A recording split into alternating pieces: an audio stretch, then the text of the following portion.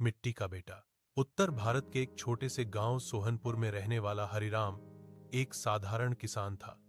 उसके पास ज्यादा जमीन नहीं थी, न ही बड़ी आमदनी, लेकिन उसके दिल में खेती के लिए गहरा सम्मान और अपने परिवार के लिए बड़े सपने थे।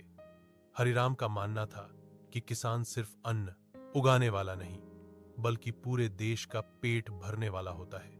हरिराम का दिन सूरज निकलने से पहले शुरू होता था। सुबह की ठंडी हवा में वह अपने बैलों के साथ खेत की ओर निकल पड़ता। मिट्टी की खुशबू उसे नई ऊर्जा देती थी। खेत में काम करते हुए उसके चेहरे पर थकान भले ही दिखाई देती, लेकिन आंखों में उम्मीद हमेशा चमकती रहती थी। वह जानता था कि मेहनत का फल देर से ही सही मिलता जरूर है। उसका परिवार छोटा था, पत्नी कमला, बेटा अजय और बेटी सीमा। हरिराम चाहता था कि उसके बच्चे पढ़ लिखकर कुछ बने, ताकि उन्हें वह कठिन जीवन न जीना पड़े जो उसने जिया था।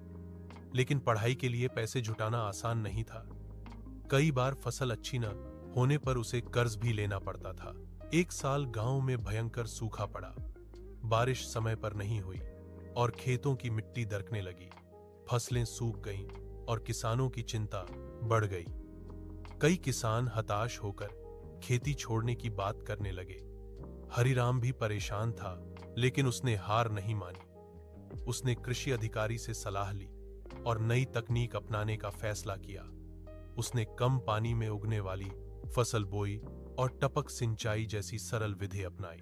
दिन रात की मेहनत के बावजूद हालात आसान नहीं थे। कई बार हरिराम को अपने बच्चों की फीस के बारे में सोचकर रातों की नींद नहीं आती थी।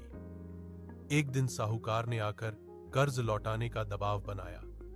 उस रात हरिराम बहुत टूट गया, लेकिन कमला ने उसका हौसला बढ़ाया। उसने कहा,